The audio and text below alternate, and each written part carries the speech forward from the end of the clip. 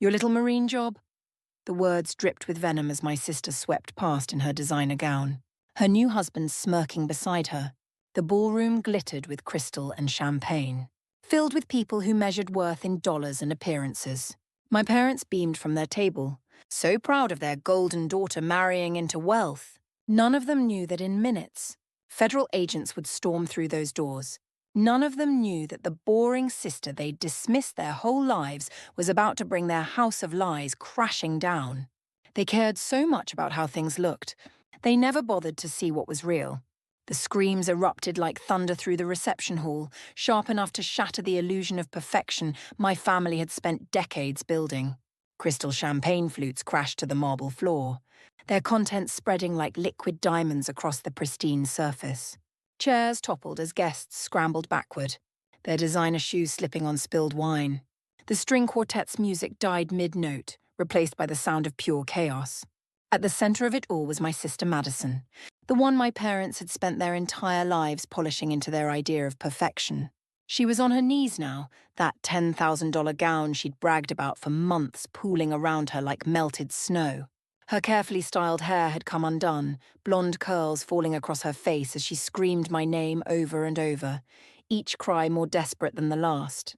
Her eyes, those blue eyes that had always looked through me rather than at me, were wild with something I'd never seen before, genuine fear mixed with the crushing realization that her carefully constructed world was collapsing. Around her, federal agents in tactical gear moved through the ballroom with military precision, their boots creating a rhythmic thunder against the floor. The wedding she had planned for 2 years, the event that was supposed to cement her place in high society, was disintegrating before 300 stunned guests. I remained perfectly still, my breathing controlled, my hands steady at my sides. I watched the scene unfold as if I had been waiting for this moment my entire life. Because in truth, I had been. To Madison, I had always been the disappointing sister, the one who chose muddy combat boots over stiletto heels, the one whose idea of success couldn't be photographed for society pages. While she collected admirers and accolades, I collected classified intelligence and commendations she would never know existed. What Madison never understood, what none of my family ever grasped, was that my quietness was never about being less than her. It was about being something entirely different. My silence wasn't submission, it was the careful patience of someone trained to wait for the perfect moment to strike. My name is Captain Sarah Mitchell, United States Marine Corps. To my family, I was the forgotten daughter, the one whose achievements were mentioned in passing, if at all. But to the people who matter to those who understand that real strength isn't measured in designer labels or society connections, I was someone far more significant. That evening, in the middle of Madison's fairy tale wedding to a man whose fortune was built on blood money, two worlds finally collided. The family that had spent my entire life telling me I wasn't enough was about to learn exactly who I had become. Growing up in Houston, Texas meant long summers where the heat pressed down like a weight. But that pressure was nothing compared to the expectations in our household. From my earliest memories, my parents had already decided which daughter would carry their dreams. Madison was their masterpiece, the daughter they sculpted with dance lessons, beauty pageants, and careful grooming to be exactly what they thought success looked like. She had the right laugh, musical and light. She had the right interests, fashion, charity galas, being photographed at the right events with the right people. She was everything they believed a daughter should be. I was the puzzle piece that never quite fit their picture. Where Madison glided, I marched. Where she charmed, I studied. Where she decorated herself with jewelry, I earned medals they never asked to see. The divide started early. I remember being 8 years old, coming home with a certificate for winning the district science fair. My project on water purification had beat out kids 3 grades above me. I ran into the house, the certificate clutched in my sweaty hands, ready to finally have something worth celebrating. But Madison had gotten the lead in the school play that same day. The certificate I was so proud of got a brief, "That's nice, honey," before being set aside so we could spend the dinner discussing Madison's costume needs and how many relatives we could invite to watch her perform. That certificate ended up in a drawer somewhere forgotten. Madison's play program was framed and hung in the hallway where everyone could see it. The pattern was set, and it never changed. When relatives visited for holidays, my parents would parade Madison's achievements like a museum curator showing off masterpieces. Her certificates from beauty pageants, photos from fashion shows she'd walked in, articles from local papers that mentioned her name. They spoke about her with voices that lifted, eyes that sparkled with pride. When they mentioned me, if they remembered to at all, their voices would flatten. "Sarah's doing well in school," they'd say, as if academic excellence was somehow a consolation prize. "She's very serious about her sports," as if dedication was something to apologize for rather than admire. The moment that crystallized everything came during Thanksgiving when I was 17. The dining room was packed with relatives, the table groaning under the weight of turkey, sweet potatoes and my grandmother's famous cornbread stuffing. Madison had just returned from a modeling shoot in Dallas, and she held court at the table, showing photos on her phone of herself in designer clothes against city skylines. Everyone leaned in, complimenting her poses, her bone structure, the way she just glowed in front of the camera. My aunt said Madison was destined for greatness, and my mother actually had tears in her eyes from pride. When the attention finally shifted and there was a brief silence, I mentioned that I'd been accepted into the Naval Academy's summer leadership program. It was incredibly competitive, only 50 students nationwide were selected. My father looked up from his plate, gave me a quick nod and said, "That's good, Sarah. Pass the gravy, would you?" Then he immediately turned to Madison and asked if she'd met any famous photographers at her shoot. I passed the gravy and felt something inside me shift. It wasn't breaking, it was hardening. I realized that night that I could win a Nobel Prize and it would still matter less to them than Madison getting her picture in a magazine. My mother once told her book club, not knowing I was in the next room, that she had one daughter who was going places and another who was steady. She said it like being steady was a fault, like having discipline and direction was somehow less valuable than being decorative. "Madison lights up a room," she said. "Sarah just exists in it." Those words burrowed deep, but instead of crushing me, they became fuel. Every morning I ran an extra mile, I thought about those words. Every time I pushed through exhaustion in training, I remembered being called someone who just exists. They thought steady meant boring. They were about to learn that steady meant unbreakable. Madison became exactly what our parents dreamed she would become: a fixture in Houston's society. Photographed at every charity gala, her smile practiced and perfect. She dated the sons of oil executives and tech entrepreneurs, each relationship carefully chronicled in the society pages. My parents kept a scrapbook of her press clippings, showing it to anyone who stood still long enough. She learned to walk into a room like she owned it, to laugh at the right moments, to make connections with people based on their net worth and social standing. Every achievement was measured by how it looked to others, how it photographed, how it could be leveraged for the next opportunity. When she announced her engagement to Dmitry Volkov, my parents acted like she'd won the lottery. Dmitry was 15 years older, with silver at his temples and custom suits that cost more than most people's cars. His shipping company had offices in 12 countries, and his name opened doors that most people didn't even know existed. My parents threw a party just to celebrate the engagement announcement. They invited everyone they knew, serving champagne that cost $200 a bottle, making sure everyone understood that their daughter was marrying into serious money. My father walked through that party like a king, chest puffed out, introducing Madison and Dmitry to everyone as if he'd personally orchestrated the match. My mother glowed beside him, touching her pearl necklace constantly, a nervous habit that emerged whenever she felt she was being watched and judged favorably. They spoke about the wedding plans with reverence usually reserved for religious experiences. The venue would be in the Florida Keys, at a resort that required connections just to book. The dress would be custom-made in Paris. The guest list would include names that mattered, people whose presence would elevate our family's standing.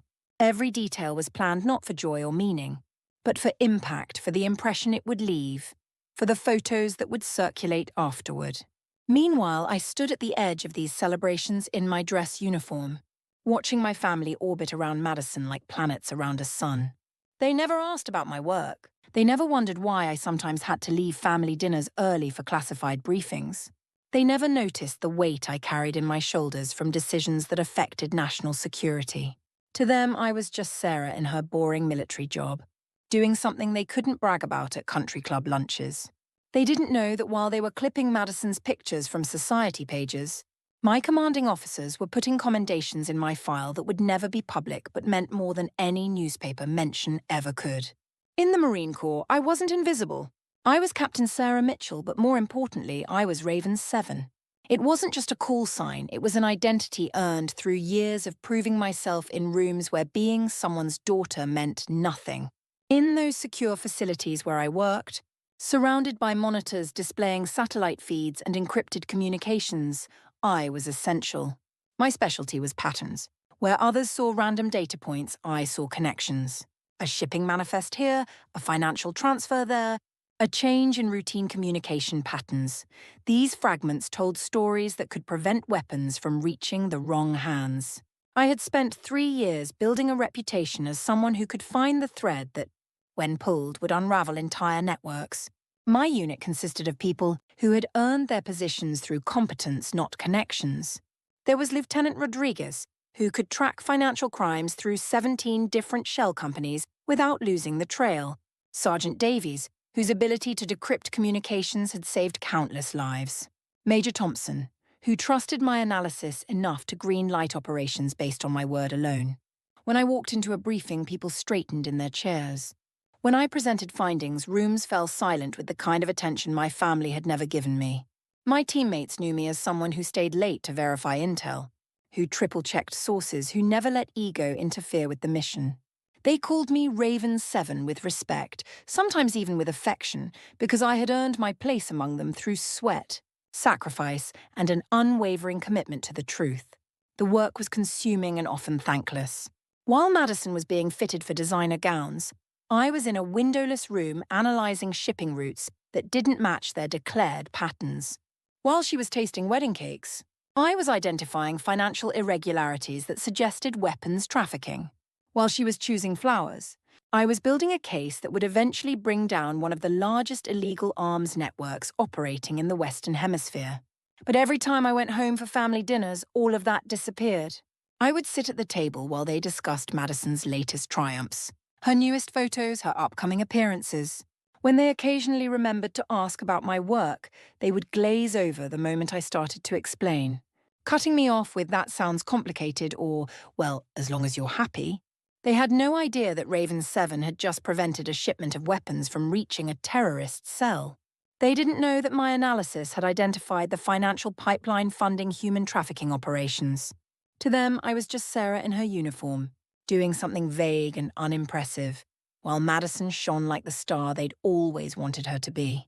The phone call came late on a Tuesday evening.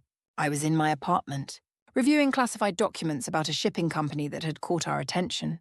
My mother's name on the caller ID made me hesitate. She rarely called unless she needed something.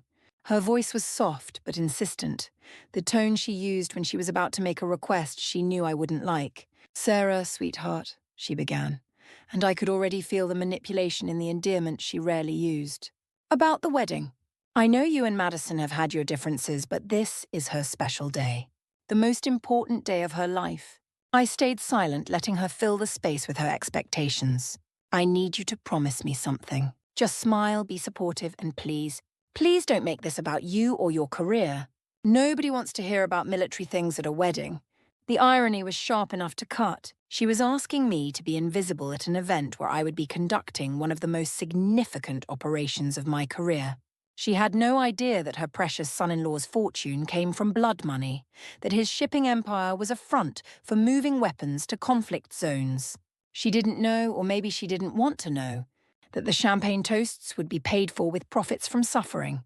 "Your sister deserves to be happy," my mother continued, her voice taking on that guilt-inducing tone she'd perfected over the years. "She's worked so hard for this. Worked hard. As if marrying a criminal was an achievement. As if being decorative was a career." I wanted to tell her everything then. I wanted to explain that Dmitry Volkov was responsible for weapons that had killed innocent people, that his associates were wanted by Interpol, that the wedding she was so proud of was a gathering of international criminals. But I couldn't. The operation was too important, and my mother's reaction would compromise everything we'd built. So I did what I'd always done in that house. I stayed quiet and let them believe what they wanted to believe. "I'll be there," I said simply. "I won't cause any problems." "Oh, Sarah," my mother sighed with relief. "I knew we could count on you to do the right thing. Madison will be so pleased. And who knows? Maybe you'll meet someone at the wedding.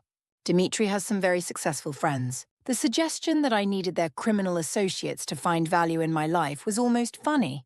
If she only knew that I had files on most of those successful friends, that their photos were pinned to boards in secure facilities as targets of ongoing investigations. After I hung up, I sat in the darkness of my apartment, feeling the weight of what was coming. My family wanted me to be decoration at Madison's wedding, a silent witness to her triumph. They had no idea I was going to be the hurricane that tore it all down. The next morning changed everything. I walked into the secure conference room where my team was assembled, and I laid out something that made even seasoned operatives pause. The wedding wasn't just a family event, it was an opportunity we couldn't pass up. Every major player in Volkov's network would be there, relaxed, off their guard, celebrating in a place where they felt untouchable. I spread out the files, showing photos of men who never gathered in one place, financial documents showing how the wedding itself was being funded by laundered money, guest lists that read like an Interpol Most Wanted compilation. "I can get you inside," I said, my voice steady despite the magnitude of what I was proposing. "I'm the bride's sister. I have access to everything the venue layout. The security arrangements, the schedule. They'll never suspect me because to them, I'm nobody. I'm just the boring sister in the military." Commander Harrison looked at me for a long moment, his expression unreadable. "Captain Mitchell, you understand what you're suggesting. You'd be burning your entire family relationship to the ground." I met his gaze without flinching. "Sir, my family relationship consists of being told to sit quietly while criminals are celebrated. I'm offering you the chance to take down an entire network in one coordinated strike. The personal cost is mine to bear." The room was silent. These were people who understood sacrifice, who had given up normal lives for the sake of missions that would never be acknowledged publicly. But this was different. This was someone offering to detonate their personal life for the sake of the operation. Lieutenant Rodriguez spoke first. "The intelligence value would be unprecedented. If we can confirm the voice patterns, the financial authorizations, the network connections all in one place." "It's a risk," Major Thompson interjected. "If anything goes wrong, if they suspect Captain Mitchell, she's isolated, surrounded by hostiles with no immediate backup." I stood straighter. "I've been isolated my whole life, Major. The only difference is this time, it serves a purpose." That shifted something in the room. Commander Harrison studied the files again, then looked around the table at each team member. One by one, they nodded. Finally, he turned back to me. "Operation Trojan Bride is authorized. Raven 7, your point on this. We'll have teams positioned, but once you're inside, you're operating alone until you give the signal." The technology they gave me was elegantly simple, a silver dog tag necklace that looked like a memento from my service but was actually a sophisticated transmitter. It could pick up conversations from across a room, transmit my location, and most importantly, send a coded signal that would bring federal agents crashing through the doors. I wore it constantly in the weeks leading up to the wedding, getting used to its weight against my chest, the way it felt like carrying a loaded weapon that no one could see. I threw myself into the role of the helpful sister with an enthusiasm that surprised Madison. When she called about centerpiece decisions, I listened attentively. When she needed someone to double-check the guest accommodations, I volunteered immediately. She was so pleased by my sudden interest that she actually hugged me one afternoon, saying, "I'm so glad you're finally taking an interest in something that matters." If she had been paying attention, she might have noticed that my questions were oddly specific. Why did certain guests need to be seated together? Which rooms would the international visitors be staying in? What was the timeline for the reception? But Madison was too absorbed in her own reflection to notice that her boring sister was conducting reconnaissance. I memorized every detail of the venue, a sprawling resort in the Florida Keys with multiple ballrooms, terraces overlooking the ocean, and enough secluded corners for private conversations that powerful men believed would never be overheard. The main ballroom where the reception would be held had 6 entrances, floor-to-ceiling windows on the ocean side, and a service corridor that connected to the kitchen. During a planning visit, while Madison was arguing with the florist about the exact shade of white for the roses, I walked the entire property, timing distances, noting security camera positions, identifying the places where federal agents could position themselves without being seen. I counted steps, memorized the layout, and built a mental map that I could navigate in complete darkness if necessary. The security arrangements were almost laughable. Dimitri had hired a private firm. but they were focused on keeping wedding crashers and photographers out, not federal agents in. They didn't realize that the real threat was already inside, wearing a bridesmaid dress and a pleasant smile, carrying years of intelligence training that they couldn't see beneath the surface of family obligation. 3 days before the wedding, I received a final intelligence briefing.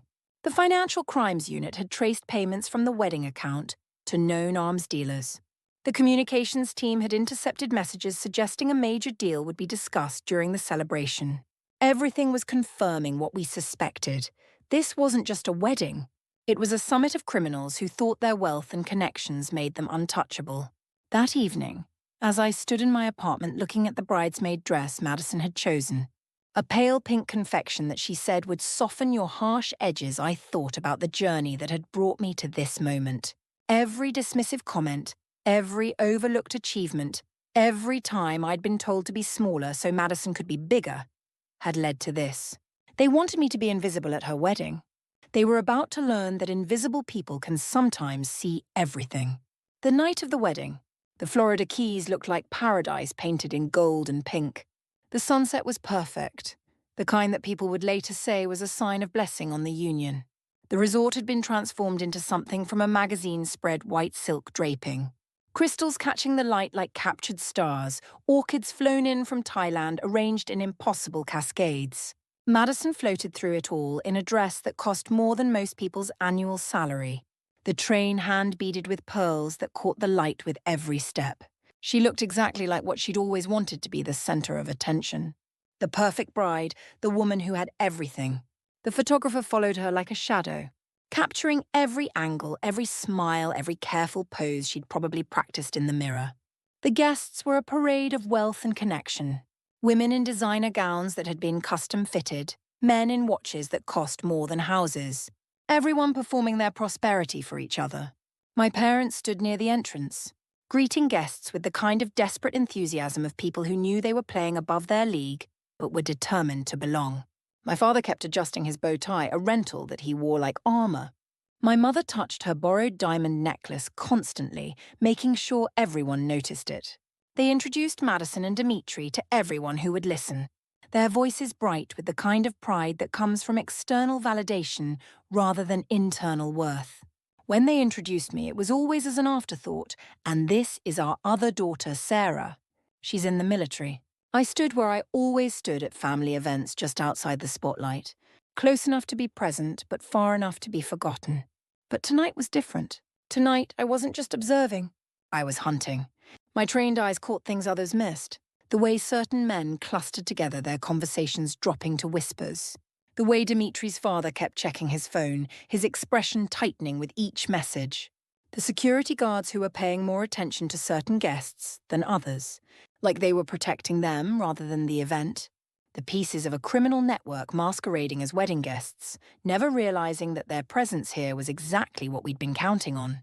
During the cocktail hour, I moved through the crowd with purpose disguised as mingling.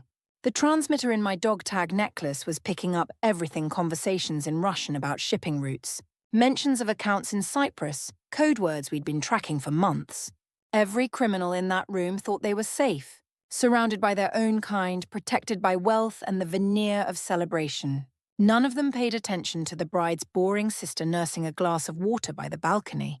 The moment that changed everything came during the reception. Madison and Dimitri were in the middle of their spotlight dance, the one where everyone was supposed to admire their perfect love. She moved like she was on stage, every gesture calculated for maximum visual impact. As they swept past me, Madison leaned in close, her voice carrying that special kind of cruelty she'd perfected over the years. "Still pretending your little marine job matters, Sarah." The words were delivered with a smile in case anyone was watching, but the venom was unmistakable. "At least tonight you can see what real success looks like." Dimitri chuckled, the sound rich with condescension. "Perhaps we can find her a real job after this. I know people who need secretaries." They spun away, leaving me standing there with those words burning in my chest. My little marine job. As if protecting the country was less important than marrying a criminal. As if everything I'd sacrificed and achieved was just a joke to them. The rage that filled me was cold and precise, the kind that doesn't explode but instead crystallizes into absolute clarity. I moved closer to the head table, where Dimitri's father was holding court with his associates. They were comfortable now, champagne loosening their tongues, arrogance making them careless. Dimitri joined them, leaning in close to his father, and that's when I heard it. The confirmation code we'd been waiting for, spoken in Russian, relating to a shipment of weapons that would be moving through his network in the next 48 hours. He thought he was safe speaking in a language he assumed no one in this glittering American wedding would understand. He didn't know that Raven 7 had spent 3 years studying Russian specifically for moments like this. He didn't know that his words had just signed his own arrest warrant. I lifted my hand to the silver dog tag, a gesture that looked like nothing more than a nervous habit. My fingers found the hidden button, and I pressed it twice the signal we'd agreed on. Then I spoke, my voice barely a whisper but clear enough for the transmitter to catch. Iron Raven. The package is confirmed. 2 words that would bring their whole world crashing down. I stepped back toward the balcony, my heart steady, my breathing controlled. Around me, the wedding continued its glamorous charade. The band played, guests laughed, champagne flowed like liquid gold. Madison held court at the head table, glowing with the satisfaction of someone who believed she had won everything. She had no idea that in less than 5 minutes, her perfect night would become a nightmare. That the boring sister she'd mocked would be the architect of her downfall. That real success had nothing to do with designer dresses or rich husbands, and everything to do with standing for something greater than yourself. The agents moved like a tide of justice. The ballroom doors didn't just open, they exploded inward with the force of inevitability. Federal agents in tactical gear flooded the space with the precision of a military strike. Their movements choreographed from weeks of preparation.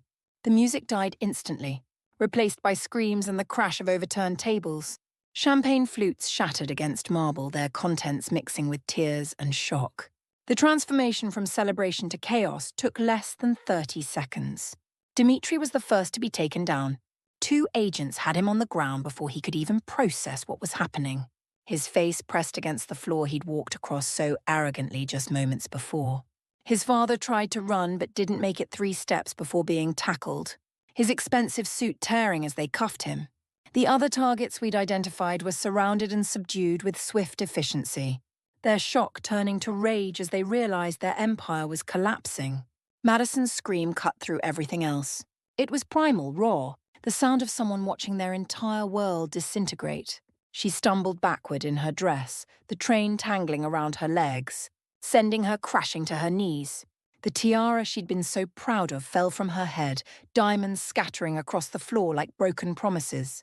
Her makeup ran in black streams down her face as she looked around wildly, trying to understand how her perfect wedding had become a federal raid.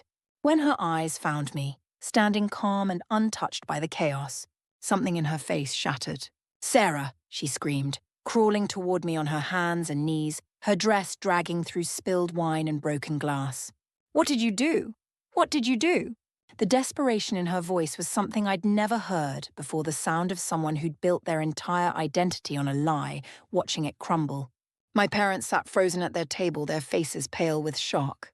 My mother's borrowed necklace caught the light as she trembled, her hands pressed to her mouth.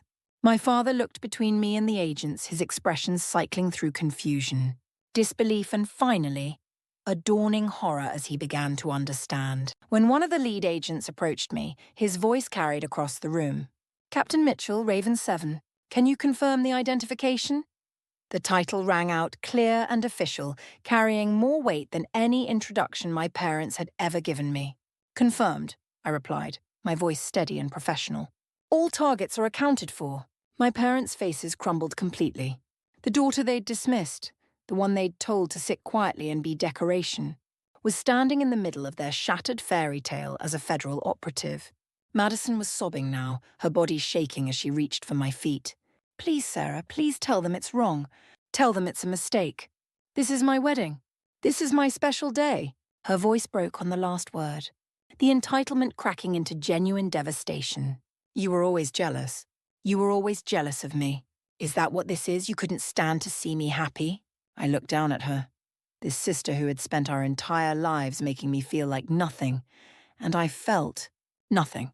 No satisfaction, no regret, just the calm that comes from doing what's right regardless of the cost. "Your happiness was built on blood money, Madison. Every dollar Dimitri spent came from weapons that killed innocent people. Your dress, your ring, this entire wedding, it's all evidence in a federal investigation. She shook her head violently, still in denial. No, you're lying. You're just trying to ruin everything because you could never have this. Because nobody ever wanted you the way they want me. Even now, at the bottom of her fall, she couldn't see past her own reflection. Around us, agents were processing the scene, gathering evidence, taking photographs that would appear in federal files instead of wedding albums. Guests huddled in corners, some crying, others already on their phones to lawyers. The perfect wedding had become a crime scene, and at the center of it all was Madison, on her knees in a ruined dress, finally experiencing what it felt like to be powerless. The aftermath stretched through the night. I gave my statement to the lead investigators, providing context for the intelligence we'd gathered, confirming identities, explaining the network we'd uncovered. Other agents who'd been at the wedding as guests revealed themselves, adding their observations to the growing pile of evidence. By dawn, 17 arrests had been made, including Dimitri and his father, who were facing federal charges that would likely result in decades of imprisonment. The venue, which hours earlier had hosted the social event of the season, was now wrapped in crime scene tape. Madison had been taken for questioning. Though she wasn't charged, we'd found no evidence she knew about Dimitri's real business. My parents waited in the lobby, looking older than I'd ever seen them. Their clothes wrinkled, their faces drawn. When I finally emerged, they stood up, and for the first time in my life, they looked at me like they were seeing me for the first time. "You're a federal agent?" my mother asked, her voice small and confused. "I'm a Marine Corps intelligence officer," I corrected. "I've been tracking Dimitri's network for 3 years. Tonight was the culmination of an operation that will save countless lives." My father opened his mouth, closed it, then tried again. "But, Madison, the wedding." I could see him struggling to reconcile the daughter he thought he knew with the reality standing before him. Madison chose to marry a criminal. Whether she knew it or not, she chose appearance over substance, wealth over character. You both did, every time you celebrated her achievements while dismissing mine. Every time you told me to be smaller so she could be bigger. You taught us both that image matters more than integrity. Madison learned that lesson. I rejected it. The words hung between us, years of unspoken truth finally given voice. They had nothing to say, no defense to offer. How could they? The evidence of their values was being led away in handcuffs, and the daughter they'd ignored had been the one to expose it all. 6 months later, my life had found its rhythm again, though it was a rhythm entirely divorced from my past. I was stationed at a new base in Virginia, leading a unit focused on international weapons trafficking. My team was exceptional, smart, dedicated people who valued competence over connections. We worked long hours in secure facilities, piecing together intelligence that would prevent weapons from reaching conflict zones. It wasn't glamorous work, but it mattered in ways that no society page photograph ever could. My desk was covered with files, satellite images, and cups of coffee that had gone cold while I focused on patterns that might save lives. The wall behind me held commendations that would never be public, but meant everything to those who understood their significance. My teammates called me Captain or Raven 7, and when they said those names, there was respect in their voices that my family had never shown. The email from Madison arrived on a quiet Tuesday morning. The subject line read, "Please forgive me," and I could see the first few lines in the preview. She was sorry, she never knew, she had been fooled, she needed her sister back. I opened it fully, reading her attempts to rewrite history, to make herself the victim, to somehow make this my fault for not warning her. She mentioned that our parents missed me, that they talked about me all the time now, that they finally understood how important my work was. Too little, too late. I hit delete without responding. Then I blocked her email address and our parents too. They had made their choice every day of my childhood. Every time they looked through me to focus on Madison. Every time they dismissed my achievements as less than her appearance. Now they wanted to claim me because I'd proven my worth in a way they could finally understand through dramatic action rather than quiet service. But I didn't need their validation anymore. I had found my family in the Corps, among people who judged me by my actions rather than my appearance. I had found my purpose in work that protected innocent people from the violence that funded weddings like Madison's. I had found my voice in briefing rooms where my words carried weight because they were backed by skill and dedication. That evening, I stood in my apartment looking out at the Virginia skyline. Somewhere out there, Madison was probably trying to rebuild her life, to find a new identity after her fairy tale had turned to ash. Our parents were probably still trying to understand how they'd missed so much about their own daughter. But I wasn't thinking about them. I was thinking about the next operation. The next network to unravel, the next time my boring military job would make a difference. They had taught me I was invisible, and in the end, that invisibility had been my greatest weapon. Because when you're invisible, you can see everything. When you're dismissed, you can move without suspicion. When you're underestimated, you can strike without warning. Madison had her spotlight, her moment in the sun, her perfect wedding that became a perfect disaster. But I had something better a purpose that no amount of champagne or designer dresses could touch. The truth is, I was never jealous of Madison. I was just waiting. Waiting for the moment when the substance would matter more than the style, when the mission would matter more than the spotlight, when being steady would prove more valuable than being decorative. That moment came in a ballroom full of criminals dressed in designer clothes. And I was ready for it, because that's what Marines do. We prepare, we wait, and when the moment comes, we execute with precision. To anyone reading this who has ever been overlooked, dismissed, or told you were less than because you chose substance over style, remember this. Your worth is not determined by their recognition. Your value doesn't decrease because they can't see it. Sometimes the most powerful position is the one they never see coming. Sometimes the greatest victory is proving that the person they ignored was the one they should have been watching all along.